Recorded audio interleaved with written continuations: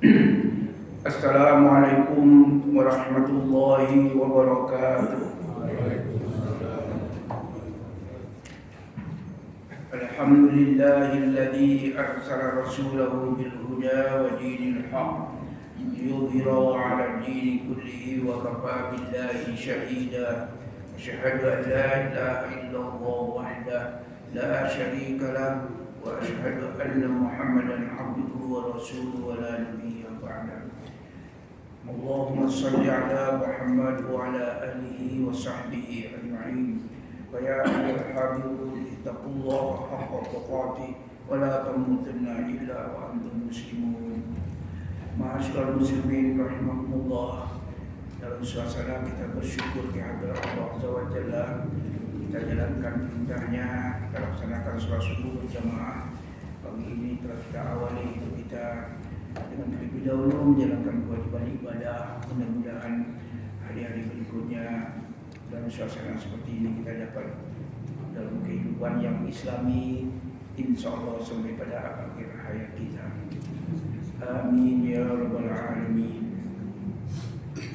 Dalam hadis Nabi, kalau kita berdoa setiap hari itu ada 3 hal yang diminta. Pertama, kita memohon agar pagi harinya itu kita mendapatkan salah. Allahumma ja'al hadzal yawm awwalahu salahan. Jadikanlah pagi hari itu kami mendapatkan kebaikan. Wa awsatuhu falahan. Jadikan pertengahan hari nanti wa ya Allah kemenangan.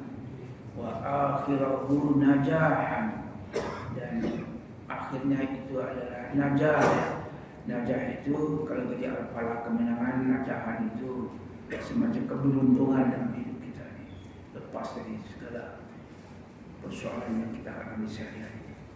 Hadirin, bagian akhir dari surah Al-Hujurat insyaallah kita selesaikan hari ini, yaitu ayat 14 sampai ayat 18 dari surah Al-Hujurat. Mohon dibuka surah Al-Hujurat, surah yang keempat 49.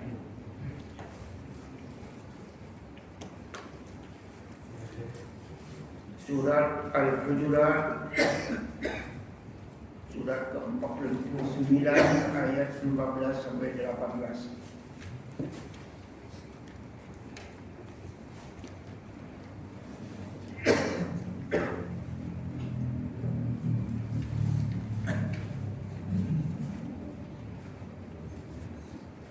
Ya, ketemu ya Bu, Bapak. Al-Hujurat 49 ayat 14 sampai 18.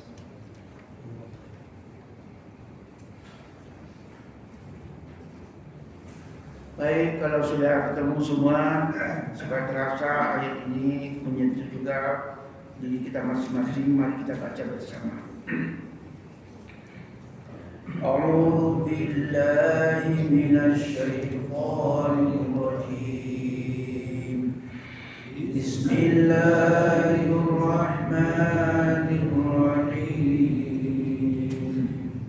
Qalatil a'rabu amanna qul lam tu'minu walakin qulu aslamna walamma yadkhulul imanu fi qulubikum wa in tuti'u Allah wa rasulahu la yalidkum min a'malikum syai'an inna Allah ghafurur rahim. Innamal mu'minuna alladhina amanu billahi wa rasulihi thumma lam yartabu wa jahadu bi amwalihim wa anfusihim fi sabilillah ulaika humus shalihdun. Qul atu'allimuna Allah bidinikum wallahu ya'lamu ma fis samawati wa ma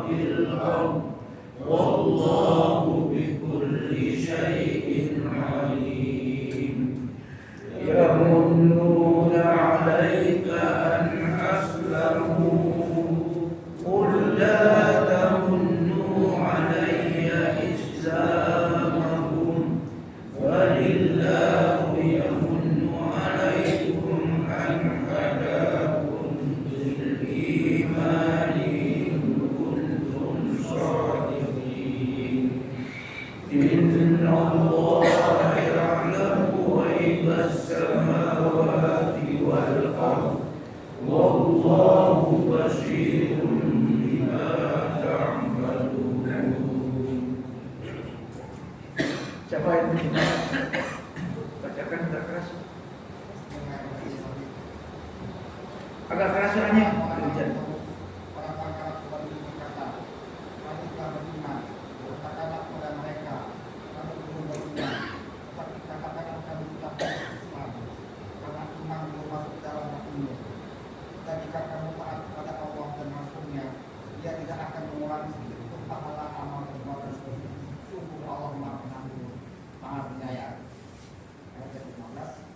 Sesungguhnya orang-orang mukmin yang sebenarnya adalah mereka yang beriman kepada Allah dan Rasulnya. Kemudian mereka tidak ragu-ragu dan mereka berjihad dengan harta dan jiwanya di jalan Allah. Mereka itulah orang-orang yang benar. Katakanlah kepada mereka, apakah kamu akan memberitahukan kepada Allah tentang agamamu atau keyakinanmu? Padahal Allah mengetahui apa yang ada di langit dan apa yang ada di bumi. Dan Allah Maha mengetahui segala sesuatu. Mereka merasa berjasa kepadamu dengan keislaman mereka. Katakanlah, janganlah kamu merasa berjasa kepadaku dengan keislamanmu. Sebenarnya Allah yang melimpahkan nikmat kepadamu dengan menunjukkan kamu kepada keimanan jika kamu orang yang benar. Sungguh Allah mengetahui apa yang baik di langit dan di bumi, dan Allah Maha melihat apa yang kamu kerjakan. Maha Allah Maha selalu firman. Wa man asdaqu minallahi qila wa man asdaqu minallahi haditsa. Inilah ayat-ayat yang menjadi dasar bagi kita untuk melakukan muhasabah, koreksi iman kita sudah benar atau belum, iman kita sudah sahih atau iman kita itu masih belum mencukupi memenuhi apa yang dikehendaki oleh Allah dan Rasulnya. Hadirin, baiklah, sebelum kita mencoba melihat bagian mana dari ayat ini yang perlu kita renungkan, saya bukakan lebih dulu menurut tafsir Al-Munir ini, bahwa pernah kejadian pada masa Nabi, orang-orang dari Asad Ibnu Khuzaimah datang ke Madinah dalam suasana musim kering atau musim paceklik. Mereka menyatakan, melahirkan dengan suara yang terang jelas syahadatnya. Asyhadu an la ilaha illallah wa asyhadu anna Muhammadar Rasulullah. Padahal sebenarnya mereka secara diam-diam belumlah beriman. Mereka mengatakan, wahai Rasulullah, atainaka bil athqali wal iyal. Kami datang ke sini dengan beban berat, dengan tanggungan keluarga yang banyak, ya Rasulullah. Walam nuqatiluk, kami tidak memerangi engkau kama qatalaka Banu Fulan. Orang-orang lain dari suku-suku yang berada di sekitar Madinah yang kita sebut namanya Arab Badi'ah atau Arab Badui, mereka itu memerangi engkau yang Muhammad. Karena itu wa'atina minas sadaqah, berikanlah zakat, berikanlah sedekah pada kami. Mereka membangga-banggakan dirinya telah berjasa pada Islam karena mereka telah turun menjadi muslim. Yang menuna mereka banggakan keislamannya mereka. Atas kejadian itu Allah turunkan ayat ini. Qala bil a'rabu amanna qul lam tu'minu. Orang-orang Arab Badui itu, orang-orang Arab Udi itu datang kepada engkau yang Muhammad mengatakan, kami sudah beriman.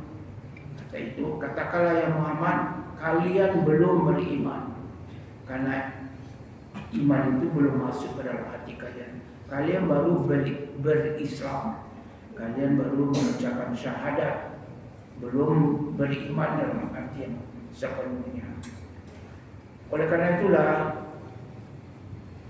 ayat-ayat ini menjadi koreksi bagi orang-orang di sekitar Arab yang tidak merupakan penduduk kota Madinah tapi yang tinggal di sekitarnya.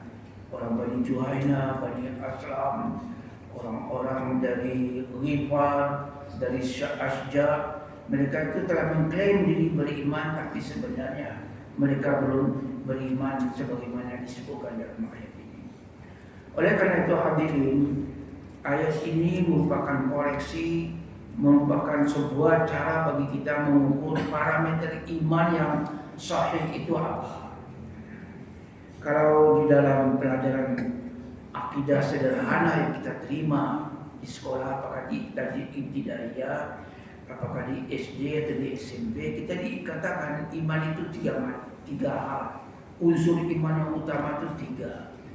Pertama adalah at-tasdiq bil qalb, membenarkan dengan hati, membenarkan apa yang disampaikan Allah dan Rasulnya itu dengan hati nurani kita.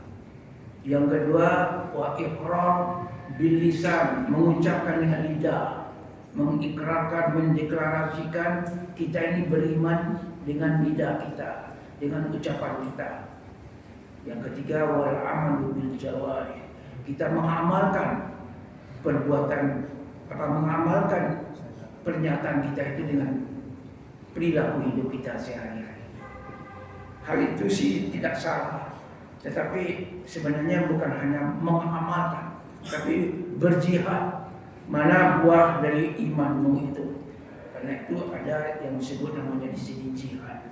Apakah jihad melawan hawa nafsu, apakah jihad sabilillah menaati Allah dan Rasulnya, dan jihad dalam rangka memberikan layanan kepada masyarakat. Oleh karena itulah hadirin, Allah Subhanahu wa taala menyebutkan bahwa ternyata ada beda antara Islam dengan iman. Kalau Islam syahadat, kalau orang sudah mengucapkan asyhadu an la ilaha illallah wa asyhadu anna Muhammadar Rasulullah, itu sudah Islamnya. Formalitasnya dia sudah muslim. Tapi persoalannya, apakah iman itu sudah masuk dalam relung hati kita? Walamma yadkhulul imanu fi qulubikum.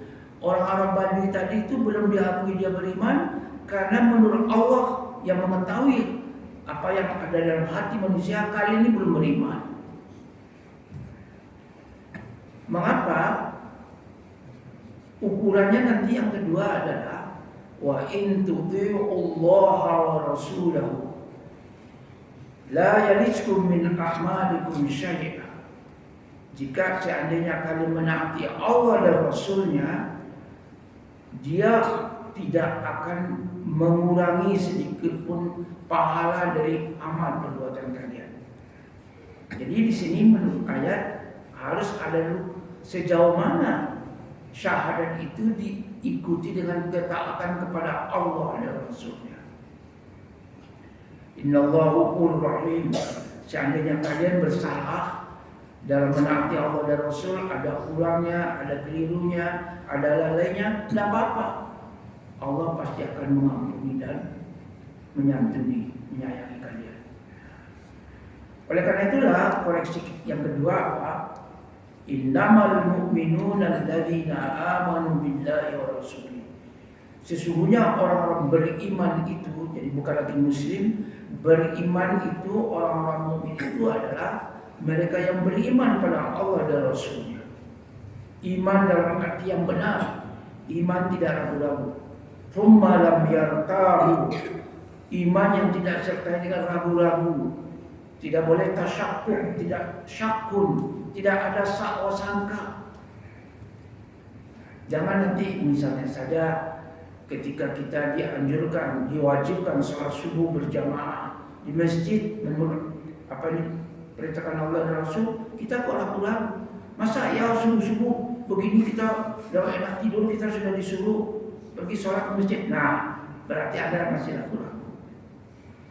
Sebentar lagi 18 Februari kita mulai masuk ke bulan suci Ramadan. Imanlah kita ragu-ragu. Masa ya dari pagi sampai malam tidak boleh makan minum, orang kan juga kerja. Nah, berarti sudah ragu-ragu. Sekecil apapun rasa ragu-ragu dalam diri, itu sudah akan mengurangi kadar iman kita. Apa sajalah, terutama nanti ketika bersedekah.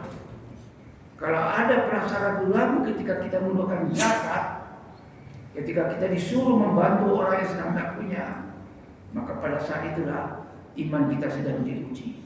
Benarkah kita sudah beriman dalam arti sebenarnya, ataukah iman kita hanya baru dalam deklarasi, atau barangkali hanya karena malu atau menghormati atau segan pada orang lain.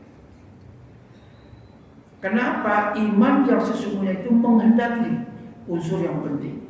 Wajahadu bi amwalihim wa anfusihim fi sabilillah. Mereka harus menunjukkan bukti nyata mana jihadnya dengan harta dan dengan mengorbankan kepentingan dirinya, yaitu dalam sabilillah. Harus ada nilai sabilillahnya dalam hidup kita sehari-hari. Karena ada sabilillahnya, belumlah akan termasuk kita dalam kelompok mukmin dalam arti yang dikehendaki dalam ayat ini, yaitu mukmin yang benar imannya. Saya menambahkan sedikit hadirin. Kalau begitu apa sabilillah? Sabilillah di zaman Rasulullah adalah sabilillah yang ditunjukkan dengan kesediaan untuk berperang di jalan Allah. 25 kali banyaknya peperangan di zaman Nabi. 10 di antara ditambah lagi 10, 35 kali. Yang Nabi saja ikut 10 kali. Itu perang. Dalam arti siap orang itu, andai kata terjadi dalam peperangan sesuatu fakta dalam peperangan hanya ada 2, membunuh atau terbunuh, membunuh atau dibunuh. Itu iman tidak boleh ragu-ragu. Di zaman Nabi, iman dalam arti yang demikian itu adalah iman yang sesungguhnya. Sehingga dalam surah At-Taubah dikatakan ada beberapa orang yang sengaja tidak mau pergi ke peperangan. Kenapa? Karena ada kepentingan lain. Mereka lalu disebut namanya dengan kelompok takhallud. Tidak mau memenuhi panggilan Allah dan Rasul. Karena apa? Karena ada kepentingan lain yang tidak bisa mereka penuhi kalau ada kata mereka ikut berperang. Nah, kemudian kita kan dalam suasana, katakan suasana damai. Tidak ada peperangan. Dalam arti peperangan yang hak membelah kebenaran, menghadapi musuh yang menyerbu negeri kita misalnya.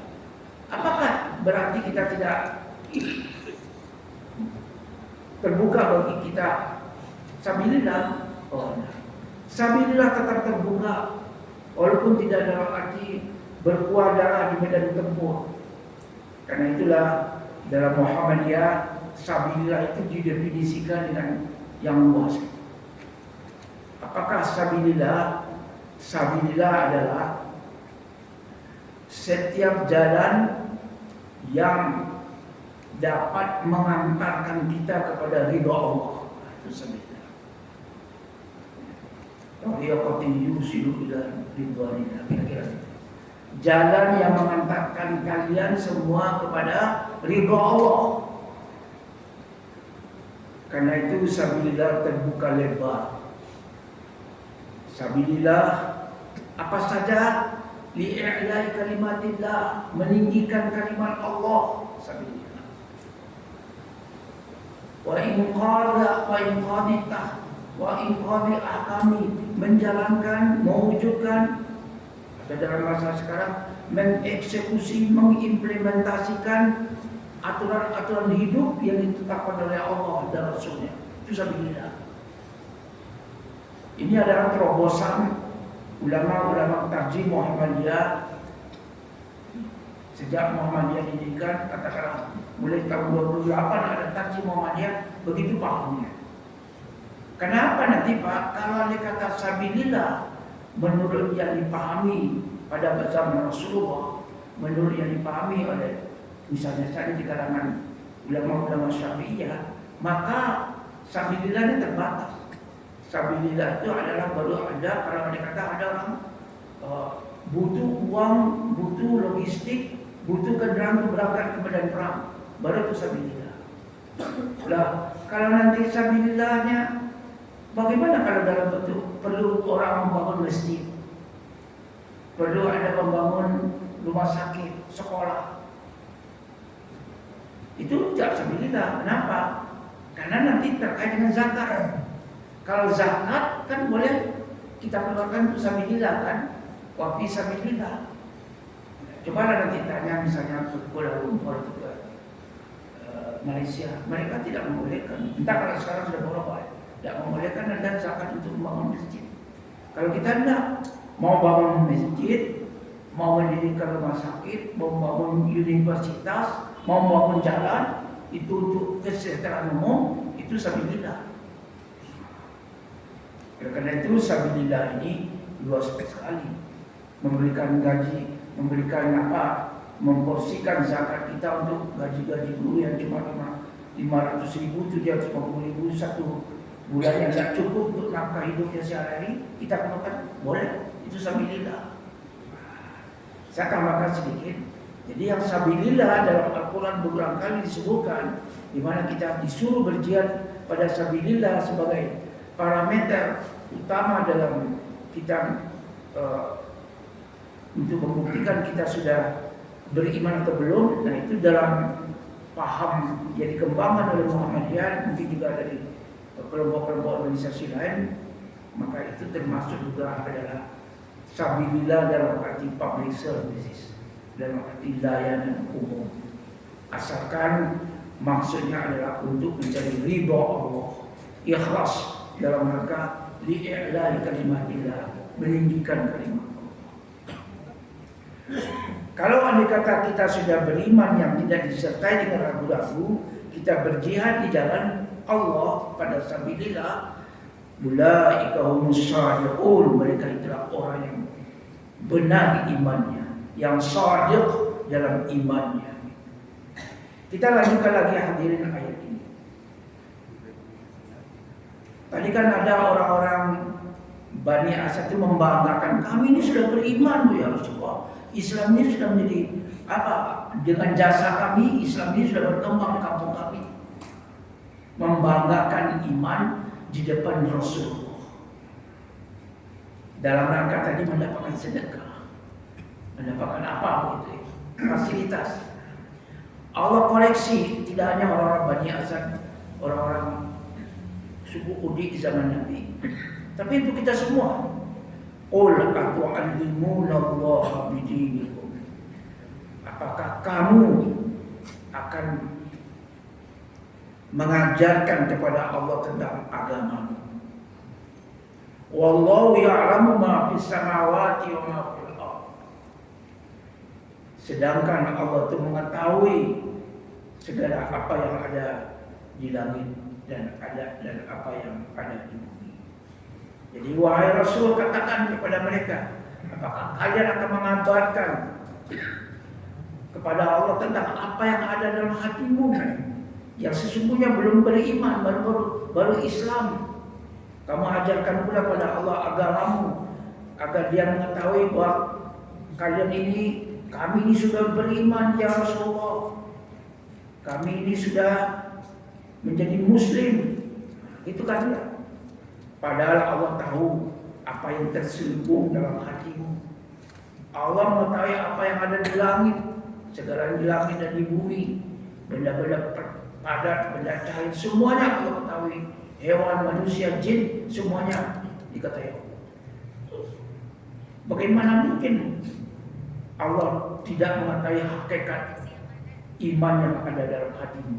Pada kamu mengklaim dirimu sudah beriman. Ini yang menunjukkan bahwa agama itu adalah semata-mata untuk Allah. Jangan kalian hanya mengizharkan, mendeklarasikan iman tanpa disertai dengan hati yang benar-benar membenarkan. Ayat berikutnya, yamunnuna 'alaika an aslam. Kamu membanggakan menghitung keimananmu itu bahwa kalian itu sudah beriman. Mereka mengatakan, kami sudah beriman ya Rasulullah, kami sudah berbuat banyak ada semacam kebanggaan. Jadi yang menunaikan itu Pak, al-mannu minna itu ada maunya betul. Dalam hidup kita sehari-hari kan ya ada maunya. Misalnya nanti ketika orang kampanye gitu ya, wah kami ini akan membangun, kami ini akan menyuarakan hati nurani masyarakat, kami akan berjuang untuk bangsa negara. Maunya apa? Mengambil suara kita, syarat untuk menjadi anggota legislatif atau menjadi bupati. Nah itu ada namanya ada maunya. Ada udang di balik batu, ada maunya. Islam itu tidak boleh demikian. Dan ada maunya kita bahwa kita dengan iman itu nanti akan mendapatkan sesuatu reward dari orang lain, itu tidak boleh. Kami kan sudah beriman ya Rasulullah, bantu dong kami. Itu kan ada maunya. Oleh karena itu dalam Islam, qul la tamunnu alayya Islam. Janganlah wahai orang kalian semua, kalian bangga-banggakan. Apa tadi terjemahnya Pak? Kita coba lihat tadi. Ayat yang ke-17 ya. agak keras. Surat yang ke-17. Surat ayat yang ke-17. Coba dibacakan ayat 17 terjemahnya. Aisyah. Mereka merasa berjasa kepadamu dengan Mereka merasa berjasa kepadamu dengan keislaman mereka. Katakanlah, janganlah kamu merasa berjasa kepadaku dengan keislamanmu. Ya. Sebenarnya Allah yang melimpahkan nikmat kepadamu. Dan seterusnya. Jadi mana yang munu itu diterjemahkan berjasa. Kata-kata minna, mana. Jadi yang mununa itu mereka itu menghitung-hitung dirinya, keislaman mereka itu ada manfaatnya untuk engkau yang Muhammad. Mereka telah menghitung-hitung nikmat yang mereka berikan kepada agama Islam. Mereka menghitung-hitung jasanya kepada agama ini. Tidak boleh. Orang kalau membangga-banggakan, oh ini saya sudah berhasil membangun masjid di kampung saya, dengan kedatangan saya bertabligh, orang kampung itu sudah sholat. Nah itu koreksi bagi kita. Janganlah kita membangga-banggakan karena Allah tahu apa yang ada dalam hati nuranimu. Yamunnu 'alaika an aslamu. Qul la tamunnu 'alayya islamakum. Jangan kau bangga-banggakan. Jangan kau merasa berjasa dengan keislamanmu pada saya. Yang perlu kalian ingat apa? Balillahu yamunnu 'alaikum an hadakum. Yang perlu kamu pikirkan apa? Allah telah berjasa memberikan hidayah kepada kalian. Itu yang perlu kita lihat, yang perlu kita kumandangkan. Alhamdulillah, dengan anugerah nikmat dari Allah kita sudah selesai membangun masjid. Dengan anugerah dari Allah kita telah mendapatkan sebuah kenikmatan yang besar dalam hidup ini. Nah itu, jangan lupa segala sesuatu kita nisbahkan kepada Allah. Kalau kita sembuh dari sakit, jangan langsung terima kasih pada dokter, saya sudah sembuh, terima kasih, tapi alhamdulillah dulu. Itu namanya kita mengamalkan bahwa kita segala sesuatu berasal dari Allah. Kalau saya sakit, dia akan menyembuhkan. Dialah Allah yang memberikan makan minum saya. Dalam Quran begitu ya. Inilah yang disebut namanya apa? Mengoreksi agar iman kita menjadi iman yang sahih, iman yang benar. Balillahu yamunnu 'alaikum an hadakum lil iman in kuntum shadiqin. Hendaklah kita jujur bahwa yang berjasa terhadap kita itu adalah Allah, bukan kita yang berjasa pada Allah. Bukan kita yang berjasa pada agama yang berjasa pada kita. Jika benar-benar kamu adalah sudah menjadi orang beriman. Innallaha ya'lamu ghaibas samawati wal ardh. Allah mengetahui segala kegaiban di langit dan di bumi. Wallahu basirun bima ta'malun. Allah sesungguhnya memperhatikan segala apa yang kamu kerjakan. Oleh karena itu, dalam catatan Wahbah Zuhaili dikatakan dalam tafsir ini bahwa iman yang benar itu adalah iman membenarkan Allah dan Rasulnya, ikhlas dalam hati kita menerima kehadiran iman. Kita wujudkan itu bukan berjihad melawan kehendak hawa nafsu. Bagaimana kita berjihad memisahkan sebagian kekayaan kita untuk sabilillah, kita mentaati Allah, kita meninggikan kalimah Allah, agamanya, kita muliakan agama ini. Allah mengetahui apa yang ada di langit dan di bumi, apa yang dalam hati manusia yang tersembunyi dan yang terang-terangan. Dia mengetahui mana iman yang lemah, mana iman yang kuat. Oleh karena itu tidaklah sepatutnya orang mukmin itu membangga-banggakan dirinya di hadapan Rasulullah. Ya, kita bisa ambil pelajaran untuk kita. Allah lah yang telah berjasa mentaufikkan dengan hidayahnya. Ini yang sering saya katakan, mentaufikkan dengan hidayahnya. Allah berikan lebih dahulu hidayah, lalu Allah cocokkan diri kita dengan hidayah Allah. Karena itu ucapannya wabillahil hidayah wa taufiq. Pagi ini alhamdulillah kalau benar yang saya sampaikan ini hadirin, kita telah mendapatkan hidayah dari Allah. Keterangan mengenai apakah iman yang benar, iman yang sahih itu. Tapi nanti siapakah yang benar-benar Allah berikan taufik untuk mencocokkan hidayah dengan kehendak dirinya? Belum tentu saya loh hadirin. Barangkali bapak yang mendengarkan, ibu-ibu yang benar-benar merenungkan ayat ini, malah justru mendapatkan taufik hidayah.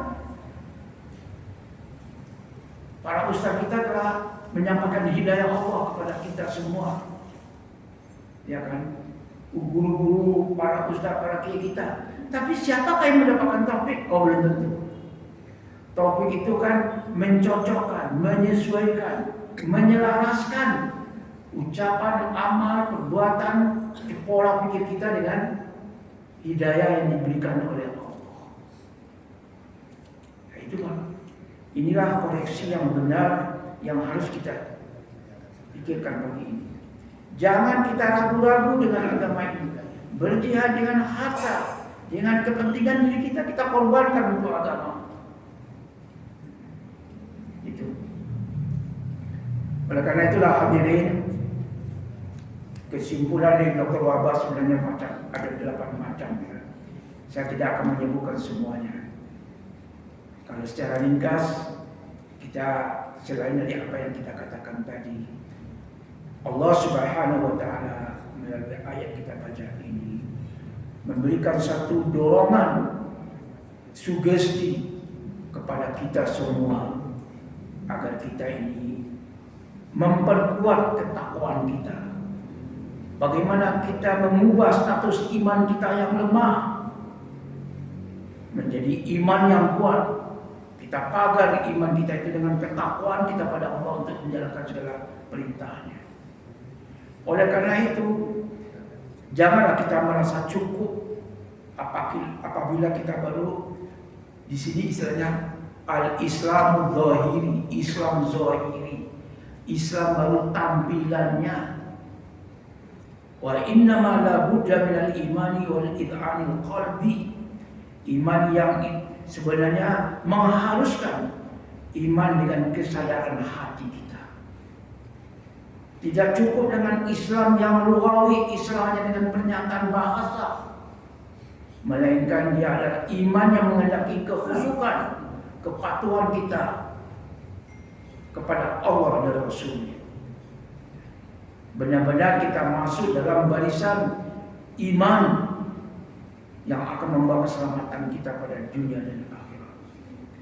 Andai kata manusia benar-benar beriman dengan ikhlas, hanya semata-mata untuk Allah dan Rasul-Nya, hanya kita beriman kepada Allah dengan menaati Allah dan Rasul-Nya, barulah kita akan mendapatkan ganjaran yang sempurna dari perbuatan yang kita lakukan.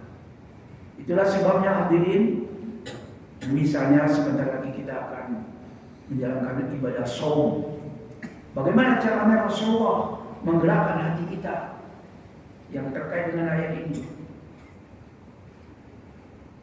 Karena Rasulullah sallallahu alaihi wasallam yuraghibu fi Ramadan faqala, adalah Rasulullah menggerakkan, mendorong, menstimulasi mukmin untuk menjalankan ibadah saum pada bulan Ramadan.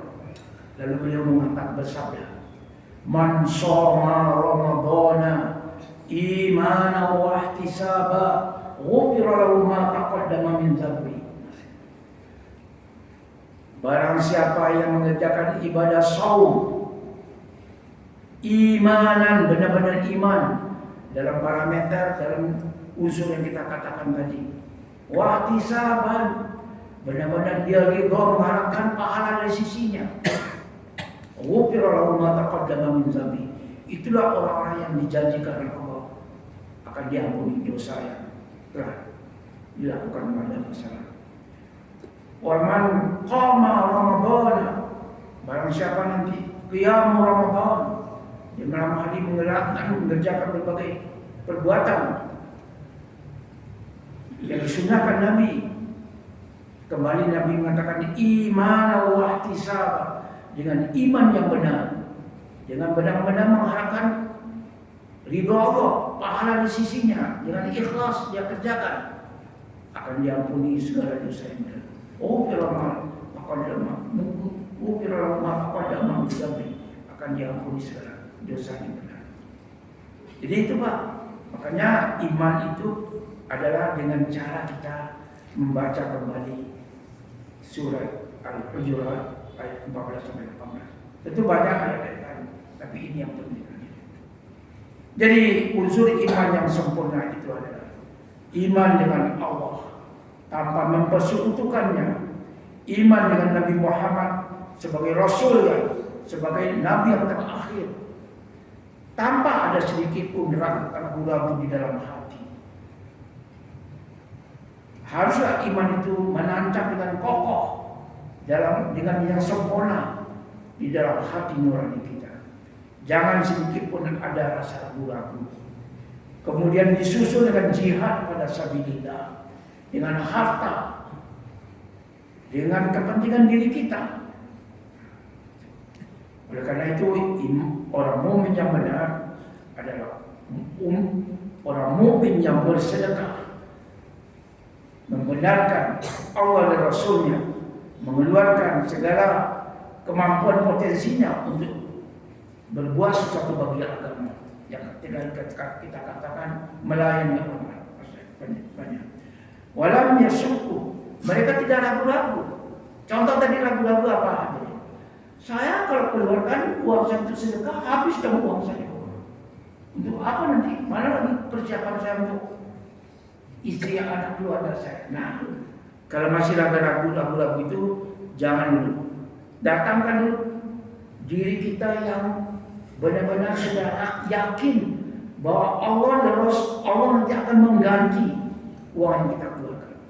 Wa ma anfaqtum min syai'in fa huwa yukhlifu. Apapun yang kamu infakkan pasti dia akan menggantinya. Jangan nanti ketika kita bersedekah adalah karena sesuatu yang kita harapkan reward, penghargaan, nama baik yang diucapkan orang lain. Kalau masih seperti itu, tahan dulu, jangan bersedekah sampai nanti benar-benar keikhlasan hati yang mendorong kita untuk bersedekah. Karena kalau nanti kita ragu-ragu atau andai kata ada semacam dorongan kita ingin mendapatkan sebuah apa yang kita sebut di dalam Quran sebuah artinya ada ria, maka pada saat itu kita nanti sama saja mengumpulkan menumpuk di batu yang licin, pasir atau tanah, lalu datang hujan deras, nanti semuanya hanyut, tidak ada lagi sedikit pun sisanya. Nah, ini dalam Quran diingatkan seperti itu. Hadirin, oleh karena itu dalam Islam tadi sudah dikatakan tidak ada kebutuhan yang kita mendeklarasikan, memproklamirkan secara berlebihan keimanan kita pada orang lain. Karena iman yang sesungguhnya itu adalah berdasarkan parameter yang bukan tadi, keyakinan diri kita. Jangan kita mengharapkan mendeklarasikan iman kita pada orang lain dengan maksud kita dapat kehormatan, kebanggaan, tidak boleh. Itu sudah disebutkan apa? La tamunnu alayya islamakum. Jangan kamu membanggakan, jangan kamu merasa dengan keislamanmu. Nah, itu. Ini mestinya Pak, ayat-ayat ini banyak diikuti oleh para ustaz seperti saya. Karena nanti seorang ustaz, seorang penceramah akan terdorong itu, mendapatkan itu. Na'udzubillahi min dzalik. Makanya tadi saya katakan, siapakah orang yang akan mendapatkan taufik dari hidayah Allah? Belum tentu loh Pak. Orang yang menyampaikan. Barangkali yang menerima pengajaran justru lebih banyak manfaat ceramah, pengajaran tabligh dan sebagainya bagi mereka. Oleh karena itulah, inna naf'al imani ya'udu lil mu'min nafsi. Manfaat iman itu sesungguhnya adalah kembali untuk diri orang mukmin itu sendiri. Wala yasihu li ahadin ayyatanna bi islami ala ahli. Maka tidak sah, ini kata Dr. Wahbah Zuhaili, tidak sah seseorang itu membangga-banggakan keislamannya kepada siapapun juga. Kecuali kalau caranya dia menyampaikan mengajak orang lain supaya beriman juga seperti dia. Nah itu namanya tablighnya yang ikhlas. Balil minna wal fadl wal ni'mah lillahi azza wa jalla. Kalaupun ada kebanggaan, keutamaan, anugerah, nikmat, haruslah kita rasakan seluruhnya itu berasal dari Allah, bukan dari kita. Wa ni'mata lillahi azza wa jalla alladhi waffaqa ibadahu lil iman. Yang apa kebanggaan itu? Apakah yang harus kita rasakan? Allah telah mentaufikkan, telah memberikan anugerah kepada kita, mencocokkan perbuatan, perkataan, sikap, pola pemikiran kita dengan iman yang diajarkan Allah. Allah telah mentaufikkan kita, telah menunjukkan kepada kita jalan yang sebaik-baiknya harus kita tempuh. Jadi demikian hadirin, tidak semuanya saya bacakan kesimpulan ini. Barangkali ada di antara kita yang ingin menyampaikan sesuatu. Silakan Pak. Ada yang mau menyampaikan sesuatu Pak? Kalau tidak ada, mudah-mudahan saja hadirin menjadi bermanfaat untuk saya dan untuk kita semua. Seandainya saya salah, tolong dimaafkan. Mungkin Pak Bas ada yang mau sampaikan. Baik, terima kasih. Ada Bapak Ibu yang mau bertanya? Baik, kalau tidak ada. Oh ya, silakan Pak. Iman itu kan bisa turun naik ya. Kadang-kadang dia itu beriman soleh sekali ya, baik sekali ya, sama tetangga. Tapi suatu ketika dia itu turun, membenci gitu, mengkutuk gitu ya. Apakah memaki-maki, mengupas segala macam ya.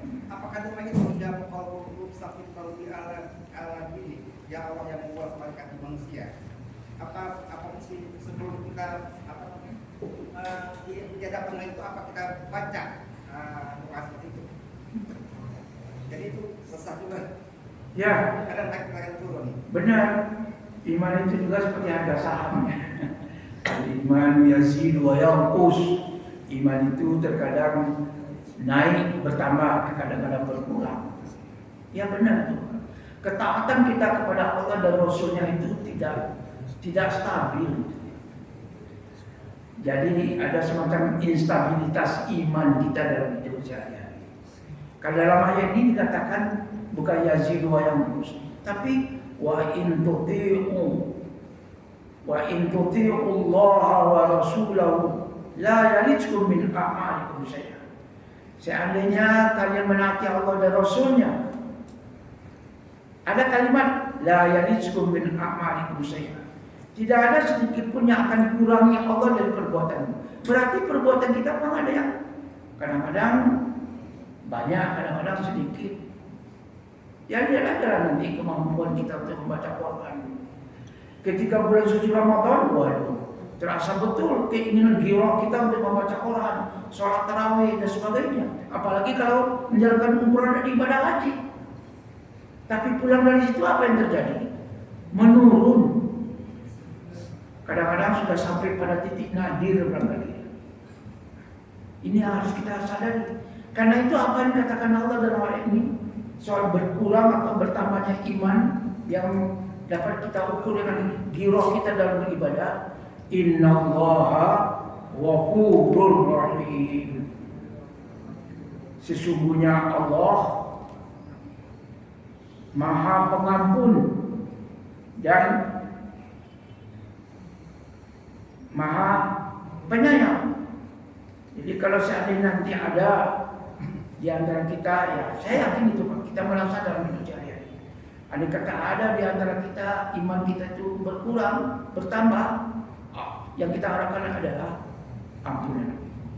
Soal pahalanya walaupun kecil yang kita kerjakan pasti akan dibalas oleh Allah. Tetapi Allah tidak akan balas kalau andai kata tidak ikhlas. Maka jangan kamu sia-siakan imanmu dengan cara kamu tidak ikhlas melakukannya. Oleh karena itu, yang kita harapkan adalah bahwa kita dapat menutup kekurangan kita itu dengan banyak istighfar dan minta ampun kepada Allah. Allah akan menutup berbagai kekurangan, kelemahan kita dalam beriman, beramal ini kalau kita banyak istighfar minta ampun kepada Dia. Kita dengan ikhlas menyatakan diri kita ini banyak berbuat salah. Sehingga dalam surah Taubah dikatakan kan ada 3 macam yang kelompok orang beriman di zaman Nabi. Kelompok pertama adalah as-sabiqun al-awwalun walladzina tabauhum bi ihsan. Kelompok pertama adalah orang-orang yang as-sabiqun al-awwalun, kelompok muhajirin dan ansar.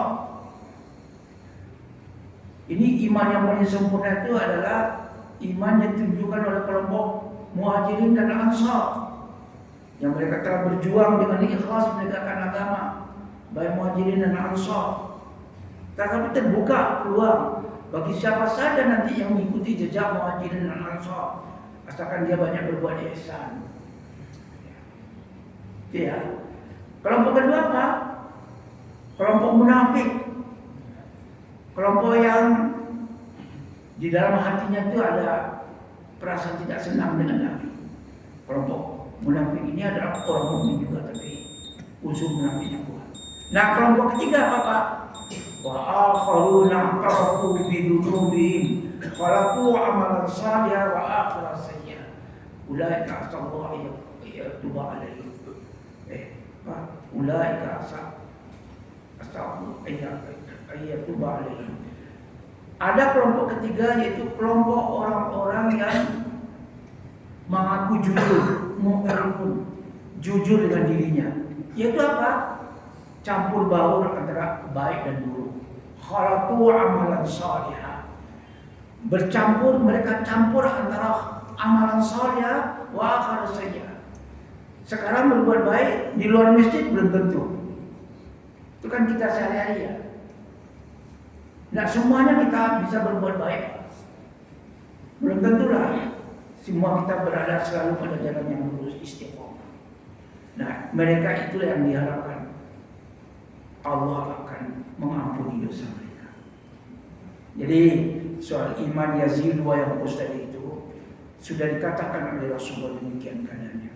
Yang kita harapkan adalah pada akhirnya kita mengharapkan Allah mengampuni dosa kita, Allah menerima taubat kita, sehingga kekurangan-kekurangan kita ditutup oleh rahmat dan kasih sayang Allah Subhanahu wa taala. Oleh karena itulah hadirin, dalam hadis Nabi dikatakan orang masuk surga itu bukan semata-mata karena perbuatannya, tapi karena kasih sayang Allah. Berapa cuma yang dapat kita lakukan, belum sebanding dengan berbagai macam nikmat yang demikian besar yang Allah sediakan nanti di akhirat, itu dalam surga Jannatul Na'im. Ada lagi? Cukup ya? Cukup, kan? Demikian, terima kasih Bapak Ibu, semoga bermanfaat. Saya ucapkan selamat nanti menunaikan ibadah suci bulan Ramadan. Kita akan mulai tarawih pada tanggal 17 ya Pak ya. 18 Ramadan, insya Allah selama sebulan penuh kita akan mengerjakan ibadah saum dan qiyam Ramadan. Saya mohon maaf pada kita semua segala kekurangan saya, dan semoga ibadah kita diterima Allah dengan iman yang sahih dengan ketakwaan kepada. Terima kasih. Wabillahi hidayah wa taufiq. Assalamualaikum warahmatullahi wabarakatuh. Ibu Bapak sekalian, mohon maaf ada sekilas informasi untuk kegiatan Ramadan yang unggulan lah. Nanti kita akan mengadakan sanlat yang anak-anaknya dari usia kelas 4 SD sampai kelas 3 SMP. 50 peserta. Kemudian yang kedua insya Allah nanti